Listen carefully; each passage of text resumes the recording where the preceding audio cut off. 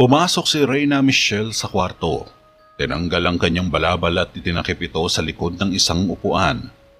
Napangiti siya nang makita niya sina Haring Jericho at Javier na inaayos sa mga garland sa paligid ng kama nilang mag-asawa. Natouch si Reyna Michelle sa ginawang pagpapalamuti ng bulaklak na mga talutot ng rosas. Agad siyang lumapit sa kanyang asawa. "Oh, Jericho, ang ganda naman yan. Mukhang nagawa mo ng mas maaga ang problemang ito. At pulang rosas pa talaga. Ito talaga ang paborito ko. Naaalala mo?" Sabay malambing na ipinatong ni Reyna Michelle ang kanyang braso sa balikat ni Haring Jericho. Niyakap naman siya ng kanyang asawa. Nailang tuloy si Javier sa kanila. Sambit lang ni Haring Jericho na gustong halikan ng misis. Umikot lang ang mga mata ni Javier. "Matagal ka bang naghintay?" Malambing na tanong ni Reyna Michelle. Matapos maisaayos ang lahat, naglakad si Javier para lumabas ng kwarto. Naiilang itong dumaan sa gitna ng mag-asawa na tila batang naglalampungan sa gilid ng kama. Ang isa pa sa hindi niya matiis ay dahil peke lang ang ipinapakita ni Reyna Michelle kay Haring Jericho na pagmamahal. Hindi niya matitigan ng matagal ang pagkukunwari nito dahil pakiramdam niya ay mas lalo lang aapaw ang galit na nararamdaman niya. Napansin ni Haring Jericho ang pagdaan ni Javier nang hindi man lang tumitingin sa kanila. "Javier, malalim na ang gabi. Dapat ka na rin matulog. Tapos na ang trabaho mo rito. Salamat sa tulong mo." Wika ni Haring Jericho. Napahinto si Javier sa paglalakad. "Iyon nga din ang gagawin ko. Salamat po, kamahalan." Nagpatuloy si Javier at binuksan ang pintuan. "Ay, sandali Javier. Bago ka pala umalis, maaari bang magpainit ka muna ng paliguan?" Tumili at humagikgik si Reyna Michelle nang hawakan siya ni Haring Jericho sa bewang. Napahinto naman si Javier at lumingon sa Reyna. "Masusunod, syempre. Mahal na ginang." Sabay ngumiti ng peke tapos umalis na si Javier. Napatili uli si Reyna Michelle nang binuhat siya ni Haring Jericho papunta sa kama. Samantala, lihim na nakapasok ang misteryosong binatilyo sa loob ng kastilyo na dumaan buhat sa likurang bahagi ng tore. Nakita niyang walang bantay ang pinto kaya malaya niya lang nabuksan ito at nalagpasan ang mahigpit na pagbabantay ng mga kawal. Nang sumapit siya sa madilim na pasilyo, gumamit siya ng susi upang buksan ang mga lagusan. Inilagay niya ang susi sa itaas ng frame ng pinto saka siya pumasok sa loob. Samantala, naghahanda na rin ng mainit na tubig si Javier para sa paliguan ng Reyna. Natigilan siya nang maramdaman niyang bumukas ang pinto at nakita ang isang batang nakatayo doon. Huminto siya sa ginagawa at lumapit sa mahiwagang bata na titig lamang sa kanya. "Sino ka naman?" Nagtatakang tanong ni Javier. "Ang pangalan ko ay Noel." Tugon naman ng binatilyo. "Paano ka nakapasok rito?" Napakunot ang noo ni Javier dahil alam niyang napakahigpit ng seguridad sa kastilyo, subalit madaling nakapasok ang batang tulad ni Noel. "Hindi mahirap yun para sa akin." Nagpakita ng mataas na kumpiyansa si Noel. Tumaas naman ang kilay ni Javier. "Talaga? Hala, labas!" Pagtataboy niya kay Noel, sabay isinara ang pinto. Nabigla si Javier nang hinarang ni Noel ang kamay sa pinto. "Pakiusap, may kapatid ako. May sakit siya. Kailangan niya namang gagamot." Pagsusumamo ni Noel sa kanya. "Pwes dalin mo siya sa tiyuhin ko. Ang pangalan niya sa bayan ay Mang Rigor." Wika ni Javier, sabay sara ng pinto, subalit muling nagpumilit si Noel na makapasok sa loob. "Hindi ko kaya. Masyadong mapanganib ito para sa aming uri." Sabay pinakita ni Noel ang isang simbolo ng druid sa kanyang braso. Nagulat at natigilan naman si Javier nang makita ang simbolo ng mga druid kay Noel. "Kailangan mong sumama sa akin. Kailangan niya ng tulong mo. Kung hindi mamamatay siya, tulungan mo siya." Pagmamakaawa ni Noel na halos maiyak na. Pwes hindi ako manggagamot. Nakarinig si Javier ng mga yabag kaya hinila niya papasok si Noel sa kusina. Napakabata pa niya, 6 na taon pa lang. May pasma siya, madalas nagpapawis. Nakikiusap ako sa iyo. Ikaw lang ang pag-asa niya. Maluhaluhang sabi ni Noel. Napaisip sandali si Javier pagkatapos ay tinignan niya ng seryoso ang mga mata ni Noel. Sinubukan niyang basahin kung nagsisinungaling ba ito. Hindi natinag ang binatilyo dahil tila halata naman sa itsura na nagsasabi ito ng totoo. Napabuntong hininga ng bahagya si Javier. Ay, gaano ba siya kalayo dito? Tanong niya kay Noel. Malapit lang, nasa himlayan ng mga hari. Tugon ng binatilyo. Nagulat si Javier dahil mahaba-habang biyahe o lakaran ang gagawin bago makarating doon. At isa pa, hindi lang tagal ng biyahe ang inaalala niya, kundi ang mga bandidong nagkalat sa Valley of the Fallen Kings. Mahigit kalahating araw pa bago tayo makarating doon. Nasambit ni Javier. Nalungkot naman si Noel. Pero hindi na siya magtatagal. Dapat pumunta na tayo ngayon doon. Pakiusap ng binatilyo. Hindi pwede. Tinitigan siya ni Noel sa mga mata. Hindi ko kaya. Sambit ni Javier na medyo naaawa. Itiniyak ko ang aking buhay sa pagtapak rito para lang iligtas siya. Ayokong mawalan ng saysayang malayong paglalakbay ko. Umaasa siya sa iyo. Halos lumuhod na si Noel sa pagmamakaawa para lang mapapayag si Javier. Napaisip sandali si Javier tapos tumingin siya kay Noel. Umalis ka na, lumakad ka na. Sabay tinaboy palabas ng kusina si Noel. Humarap sa kanya ang binatilyo. Tutulungan mo na ba siya? Nag-aalinlangan sumagot si Javier pero kalaunan ay nagdesisyon din siyang tulungan ng kapatid ni Noel. Ngunit hindi niya maigagarantiya kay Noel na magiging matagumpay ang paggamot niya. Salubungin mo ako sa bukana ng kakahuyan sa unang putok ng liwanag.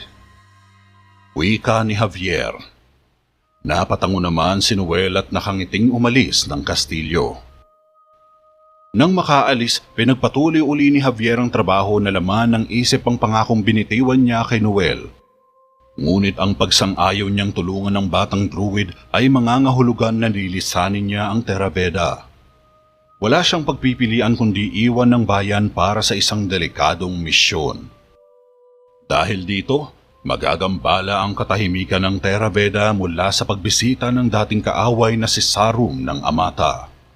Walang sino man ang makakapansin sa pagkawala ni Javier, pero habang dumidilim ang kalangitan at nagsisilitawan ng mga bituin, ganun din lumilinaw ang mga hinala ni Javier tungkol kay Noel. Mayroon pa bang higit kay Noel kaysa sa nakikita ng mga mata? At talaga mapagkakatiwalaan ba ang walang awong batang druid kaysa kay Sarum? Di magtatagal ay mapagtatanto din ng batang babaylan na nakagawa siya ng isang malaking pagkakamali. Madaling araw pa lang ay nag-imbak ng mga kagamitan at pagkain si Javier para sa kanya maikling paglalakbay patungo sa Valley of the Fallen Kings. Inilagay niya ang mga ito sa isang bag na dadalhin niya. Sa paghahalughog pa niya sa bandang kusina, hindi niya namamalayan na nabulabog niya ang mahimbing na tulog ng tiyuhin. Nagtaka ito nang makita siyang gumagawa ng mga ingay sa kusina. Anong ginagawa mong bata ka? Tanong ni Mang Rigor. Di syempre, nagdadala ng pagkain para sa maiksing paglalakbay. Tugon ni Javier at pumunta sa lamesa upang kumuha ng mga mansana sa loob ng basket. Napakunot ang noo ni Mang Rigor dahil wala naman siyang narinig sa konseho na may misyon ng hari. Teka, wala naman akong natatandaan na alis si Jericho. Pwes saan ka pupunta? Tanong ni Mang Rigor.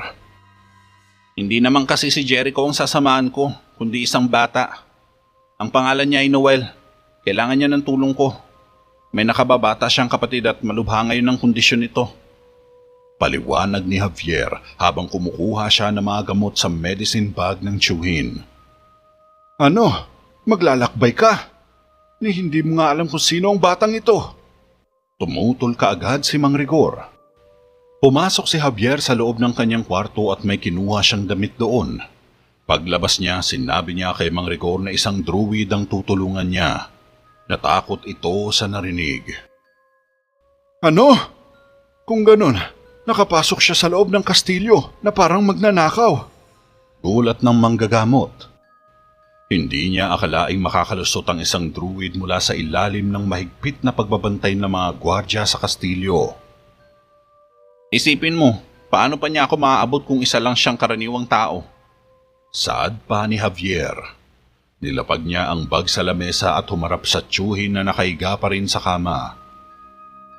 Ang paglalakbay sa lugar na iyon, iho, ay hindi isang magandang ideya. Ito ay lugar ng mga taong halangang kaluluwa, mga bandido. Pag-aalala ni Mang Rigor. Sa madaling salita, delikado. Dugtong ni Javier. Ito'y malayo sa bayan. Tutol pa rin ni Mang Rigor. Pwes, anong dapat kong gawin? Hayaang mamatay ang batang ito? Saad naman ni Javier. Ang paglalakbay doon at pagbalik dito ay magdadala sa iyo ng pinakamalalang bahagi ng araw. Paano mo ito itatago kay Jericho? Pumasok uli si Javier sa loob ng silid. Sigurado akong may maiisip ka ring rason. Turan ni Javier habang may kinukuha ito sa ilalim ng kama. Ano? Ako? Napataas ang isang kilay ni Mang Rigor. Darating mamaya si Sarum. Masyado magiging abala si Jericho para mapansin niya kung nasaan ako. Sabay lumabas si Javier sa kwarto niya. Iho! Nakiusap uli si Mang Rigor na wag nang ituloy ang paglalakbay dahil malakas ang pakiramdam nito na may di kaaya-ayang mangyayari sa tatahakin ni Javier. Nangako ako sa batang yun. Hindi ko na ito mababawi pa. Babalik ako agad mamaya. Dali-daling lumabas si Javier ng bahay. Bagaman sinubukan pa rin siyang pigilan ni Mang Rigor sa pamamagitan ng pagpapaalala na si Noel ay isang estranghero lamang, tumanggi pa rin na magbago ang isip ni Javier. Kung saan bago siya umalis ay hiniling pa sa tiyuhin na itago ang kanyang lokasyon. Nangako naman siya na babalik din kaagad bago lumubog ang araw. Dahil dito, hindi na nakatanggi si Mang Rigor sa matibay na katwiran na pagdating ni Sarum ay masyadong magiging abala na si Haring Jericho para mapansin pa ang kanyang pagkawala. Subalit ang ikinababahala ni Mang Rigor ay paano kapag hindi nakabalik si Javier. Ano na lang ang idadahilan niya kay Haring Jericho? Hindi lang sa batang druid siya nag-aalala, kundi sa maaaring maidulot ng kagubatang tatahakin ni Javier na halos naging tahanan na ng bandido. Samantala, naglalakad si Javier sa harap ng malaking tarangkahan ng hindi napapansin ng mga kawal na nagbabantay sa mga sentry posts. Dire-diretso lang itong naglakad hanggang sa makalabas ng bayan. Pagkarating niya sa bukana ng gubat, naabutan niya si Noel na tahimik na nakaupo sa isang putol na troso. Mag-isa lang ito at walang kasama. Dala ang maliit na bag na nakasukbit sa bewang habang suot ang kanyang balabal. Pasensya na, nahuli ako. Paghingi ng paumanhin ni Javier, sabay hinagisan niya ng tinapay si Noel para sa almusal. Habang nag-uumpisa na silang maglakbay, inamin ni Noel kay Javier na akala niya ay hindi na siya darating. Nagtanong-tanong din ito kung magkakaroon ba siya ng problema kay Haring Jericho dahil kilala siyang pinagkakatiwalaang lingkod ng hari. Ngunit tiniyak ni Javier na hindi rin mapapansin ni Haring Jericho na wala siya sa palasyo dahil may inaasahang bisita na darating mamaya bilang pag-amyenda sa usapin ng kapayapaan na hanggang ngayon ay isinusulong pa rin ng 5 malalaking kaharian. Kainin mo na yan tinapay para makapag-almusal ka na.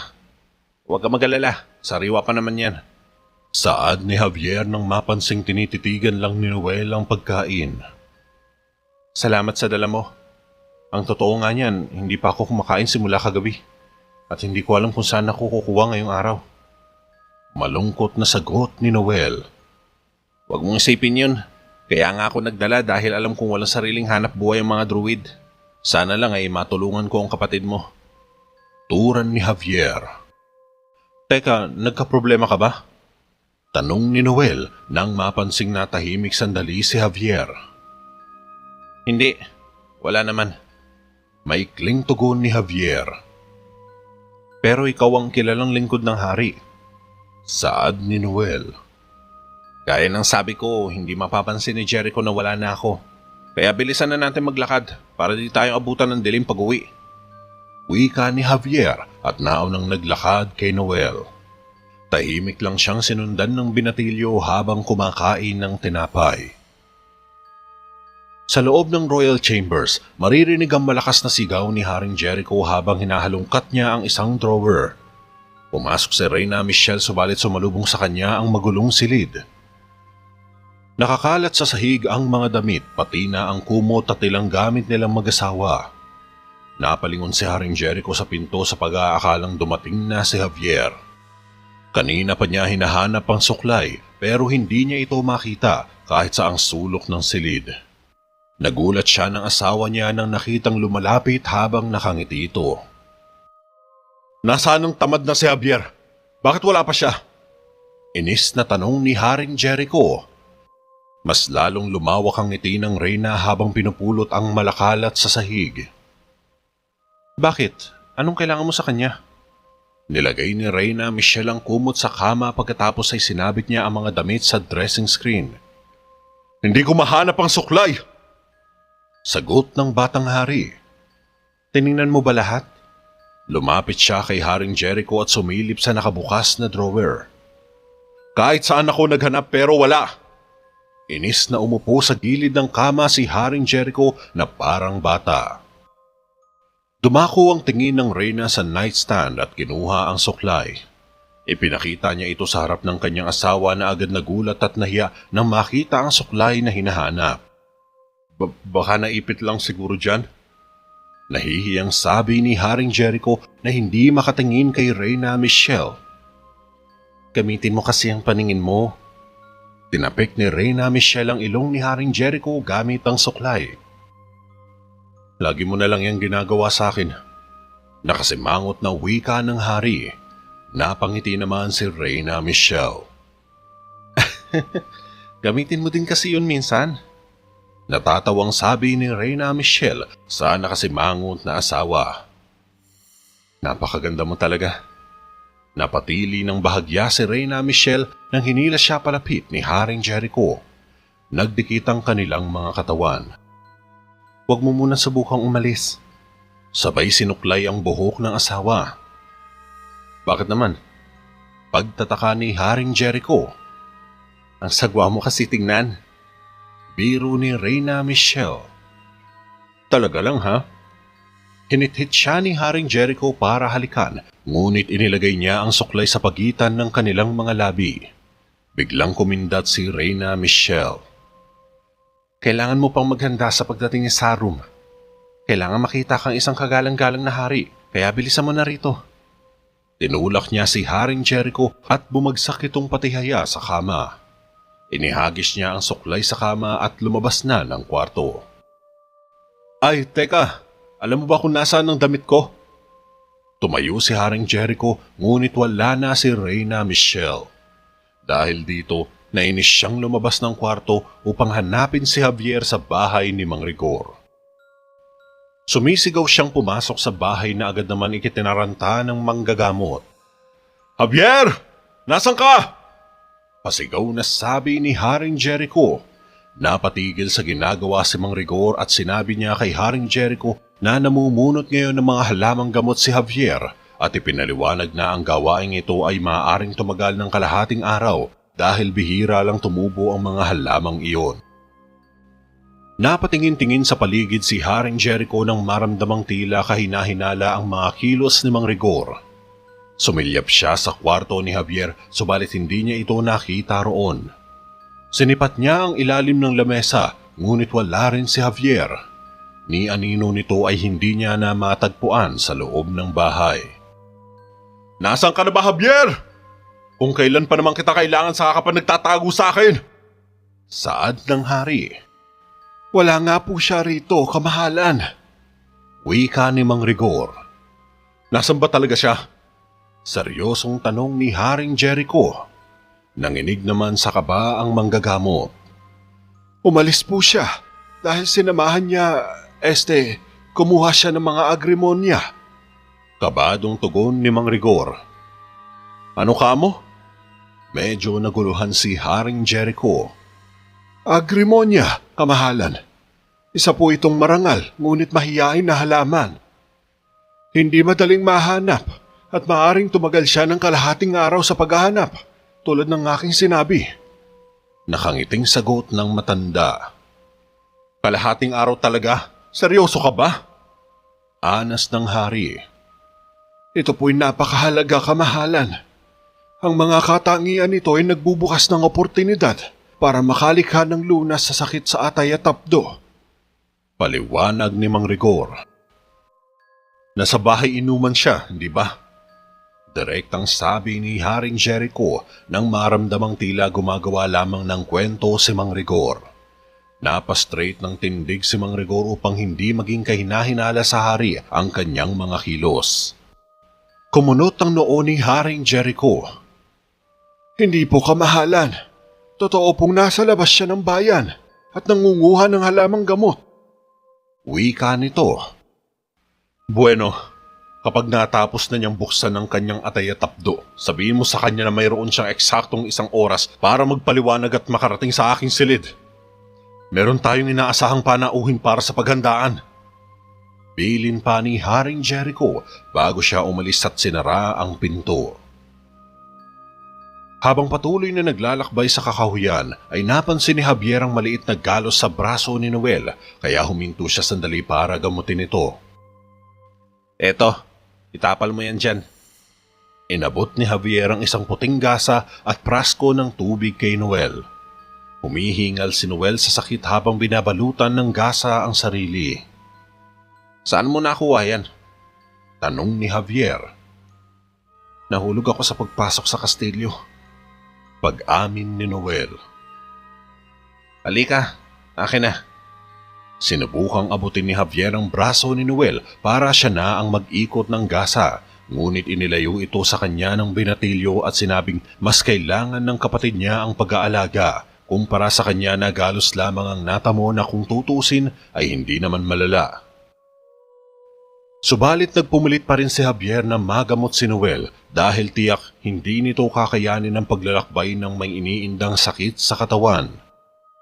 Mahaba-haba pa ang ating lalakbayin. Hindi mo naman gustong lumalayan, di ba? Hinila ni Javier papunta sa isang nakahigang punong kahoy si Noel at doon niya ito binendahan matapos niyang mapahiran ng langis ang kanyang sugatang braso. Namamangha tuloy si Noel sa kabaitan ni Javier at ang pagiging maabilidad nito. Tumutulong ito para mapabagal ang pagdaloy ng dugo. Maaalis din ito ang pamamaga. Lintaya pa ni Javier. Saan mo natutunan ng lahat ng ito? Usisa ni Noel. Siyempre kay Tio. Noong una akong dumating sa bayan, pinatuloy niya ako sa bahay niya at itinuro sa akin ang lahat na nalalaman ko ngayon. Ikaw naman, pamilya mo. Balik tanong naman ni Javier matapos magunting ang sobrang benda sa braso ni Noel. Inikot ni Noel ang braso at napangiti ito nang mawala ang iniindang sakit. Ang kapatid ko lang ang kasama ko. Tugon ni Noel. Ang mga magulang nyo, nasaan? Saad ni Javier. Patay na ang nanay ko. Tugon ni Noel na agad naman ikinalungkot ni Javier. Natahimik tuloy sandali si Noel. Druid din siya. Tumangulang ang binatilyo. Mahusay ang turo ni Mang Rigor sa'yo. Ang swerte mo sa kanya. Wika pa ni Noel para ibahin ang usapan nila. Ako? Nako, hindi. Tara na. Tumayo si Javier at nilahad ang kamay kay Noel upang akahing tumayo. Samantala, isang katok sa pinto ang nagpahinto sa pagtaas ni Haring Jericho sa kanyang pantalon. Nang maiangat ang zipper, tumalon siya ng bahagya para magkasya sa kanya ang masikip na pantalon. Bumaling siya kaagad sa pinto. Sino yan? Pasok ka! Pumasok naman si Mang Rigor. Hindi pa rin siya nakakabalik, kamahalan. Nadatnan na matanda na kasalukuyan palang nagbibihis ang hari. Paano na ako magbibihis niyan? Natawa si Mang Rigor. Sa tingin ko naman hindi masyadong mahirap yan, kamahalan. Wika pa ni Mang Rigor na naisipang saluhin ng trabaho ni Javier para mawala ang atensyon nito at para hindi niya napag-isipan ng masama si Javier. Talaga? Sa tingin mo kaya mo? Nagulat si Mang Rigor nang hinubad ni Haring Jericho ang kanyang nightshirt. Tama. Halika, Mang Rigor. Sabay inihagis ni Haring Jericho ang kanyang nightshirt sa kama. Pagkatapos ay yumuko siya habang nakaunat ang kanyang mga braso upang mailagay ni Mang Rigor ang kanyang sando sa ulo. Tumitig si Mang Rigor sa ginawa ni Haring Jericho na parang batang nakatuwad sa harap niya. Tumingala sa kanya si Haring Jericho na naghihintay na maipasok sa mga braso ang sando para sunod na maisuot ang maharlikang balabal na nakasabit sa dressing screen. Yung sando ko, kunin mo na. Senyas pa ni Haring Jericho, sabay nginuso ang cabinet na malapit sa kanila. Oh, tama. Sandali lang. Dali-daling kinuha ni Mang Rigor ang sando mula sa loob ng cabinet tapos sumarap kay Haring Jericho. Napahinga ng malalim si Mang Rigor habang pinagmamasdan si Haring Jericho. Bilis! Maotoridad na utos nito na nakatuwad pa rin. Pinasok ni Mang Rigor ang sando habang inaayos naman ni Haring Jericho ang posisyon para madaling pumasok ang sando. Pinilit ni Mang Rigor na maipasok ang sando sa ulo ni Haring Jericho, ngunit nahihirapan siya dahil makipot at masyadong maliit ang butas ng ulo ng damit. Bahagyan nasasaktan si Haring Jericho na ang pakiramdam ay tila mapupunit na ang sando sa kanya. Napakunot ang noon ng hari habang sinisipat ang ginagawa ni Mang Rigor. Anong ginagawa mo? Naiinis na tanong nito. Ayaw pumasok eh. Teka, paano ba ito? Nalilito na si Mang Rigor kung paano ipapasuot kay Haring Jericho ang sando. Gahol na sa oras si Haring Jericho at kailangan na nila itong matapos sa lalong madaling panahon. Hindi pwede. Iusog mo pa. Magkakasya din yan. Saad ni Haring Jericho. Ngunit kahit anong gawin ni Mang Rigor, ayaw talagang magkasya ng sando kay Haring Jericho dahil damit ni Reyna Michelle ang nahugot ni Mang Rigor sa closet ni Haring Jericho. Unti-unti na itong napupunit dahil sa pagpupumilit nilang dalawa na pagkasyain ng damit kay Haring Jericho. Halos namula na ang ulo ni Haring Jericho sa sobrang kipot na manggas. Parang masyado kasing maliit eh. Wika pa ni Mang Rigor. Patuloy na nagpumiglas si Haring Jericho at sa wakas ay nagtagumpay rin siyang maipasok ang ulo sa manggas. Ngunit naging dahilan naman ito para mapunit ang damit ni Reyna Michelle sa laki ng ulo ni Haring Jericho. Nang sipatin niya ang damit ay dito niya napagtanto na sa asawa pala niya ang sando. Nandidilim ang paningin ni Haring Jericho habang umaakyat ang tingin kay Mang Rigor na bahagyang napapakamot na ang ulo sa takot. Anak ng pantulog ito ni Michelle! Singhal ni Haring Jericho, subalit nagpakita lang ng alanganing ngiti si Mang Rigor. Samantala, sinubukan ni Noel na makahuli ng langaw na umuugong sa kanyang harapan habang naglalakad sila sa gitna ng kagubatan. Nakakita si Javier ng isang malaking puno malapit sa kanila at nagpasya siyang huminto muna para makapagpahinga at para na rin makapagmeryenda sila ni Noel. Napansin niya kasi na mukhang nagugutom na naman ito dahil ultimo langaw ay nakuha pang pagdiskitahan. Sinasabi ko sa'yo, kapag nahuli ko tong langaw, kakainin ko ito. Wika pa ni Noel habang pumapalakpak. Natawa naman si Javier at inakay niya si Noel papunta sa puno. Eto, mas mabuti ito para sa'yo. Inabot ni Javier ang isang mansanas kay Noel. Bagay na ikinataka naman ng binatilyo dahil napakabuti ang pakikitungo sa kanya ni Javier, gayong ngayon lamang sila nagkakilala. Ayaw mo ba nito? Tanong ni Noel. Tumalungko si Javier upang hugutin mula sa bag ang water flask. Paborito ko rin sila. Isinara ni Javier ang bag niya. Kung gayon, bakit mo ito binibigay sa akin? Kinwestiyon ni Noel ang kabaitan ni Javier na sinasabing karamihan sa mga taong hindi nila katulad ay walang pakialam sa kanila at hindi siya mahalaga. Sinabi naman ni Javier sa kanya na huwag niyang isipin iyon sapagkat ang bawat taong nilalang ay may kanya-kanyang halaga, subalit kailangan niya lang magpakatatag sa mga ganoong pagsubok dahil anumang oras ay darating din ang kaginhawaan sa kanya. Sinabi rin ni Javier na ang mga katulad niyang druid ay hindi dapat masanay sa takot. Kailangan nilang ipakita na sila ay mabubuti rin upang hindi sila katakutan ng mga taong nakapaligid sa kanila.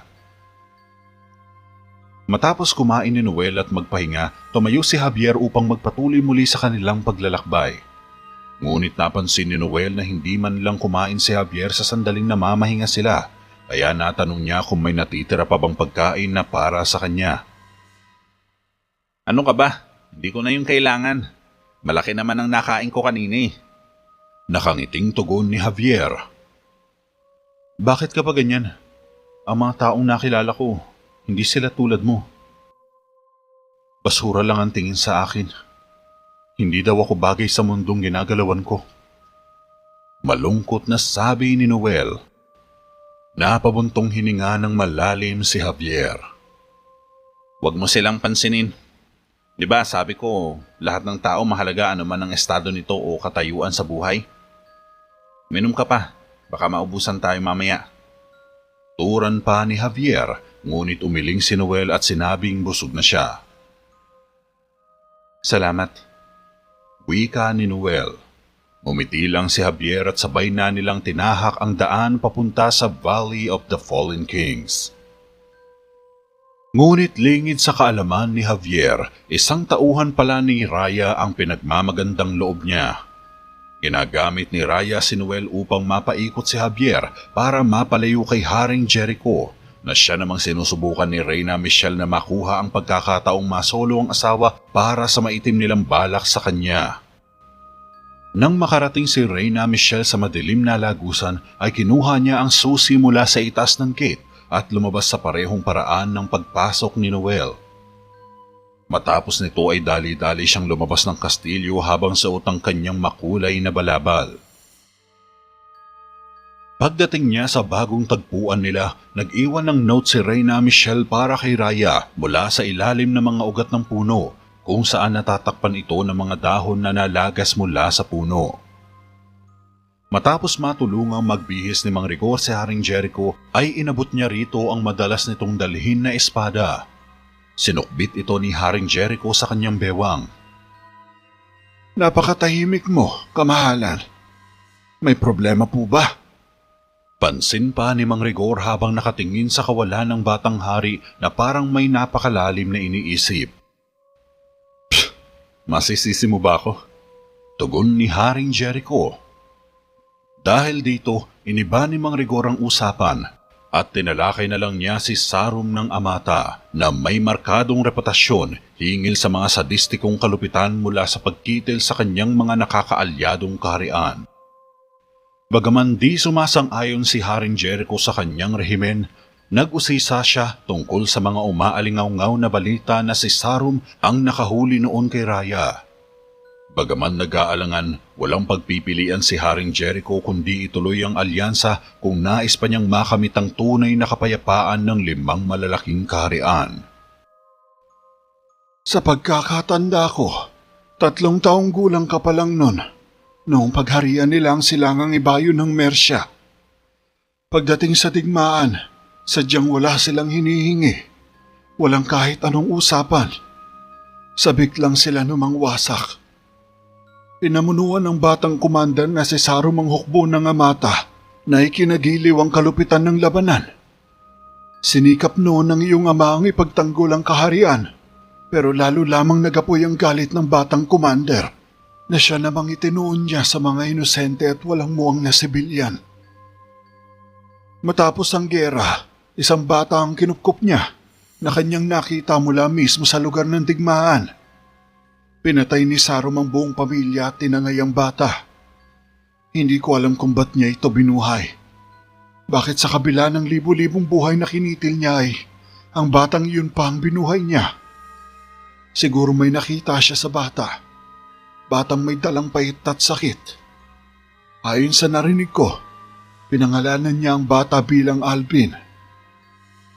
Hinubog at tinuruan niya ito tungkol sa kasaysayan ng mundo. Ilang taon itong nanirahan sa kastilyo na walang ibang pamilya kundi ang mga sundalo.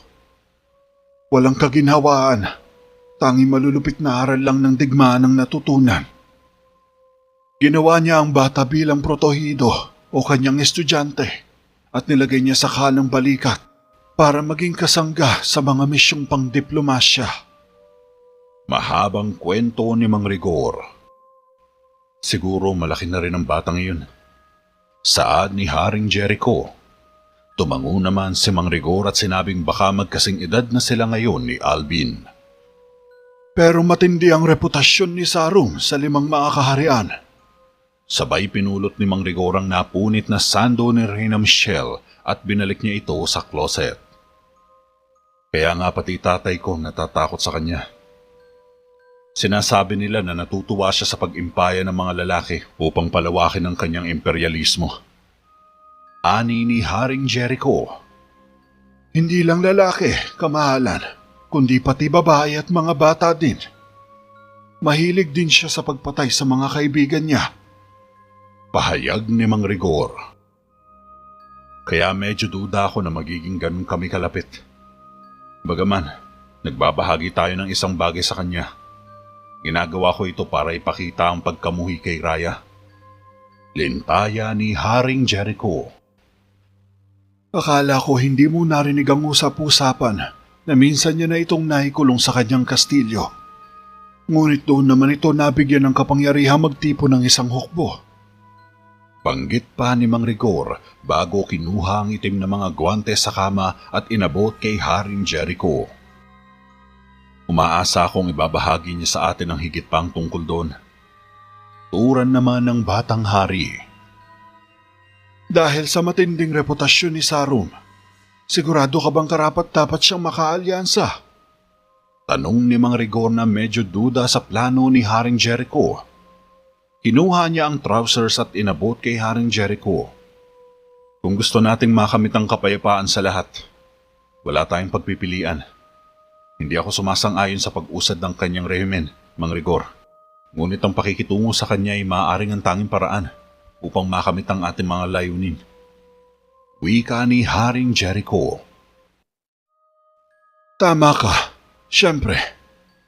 Ikaw ay nagiging isa ng tunay na estadista. Sana mapagtanto mo yon. Ani ni Mang Rigor. Napaisip naman si Haring Jericho.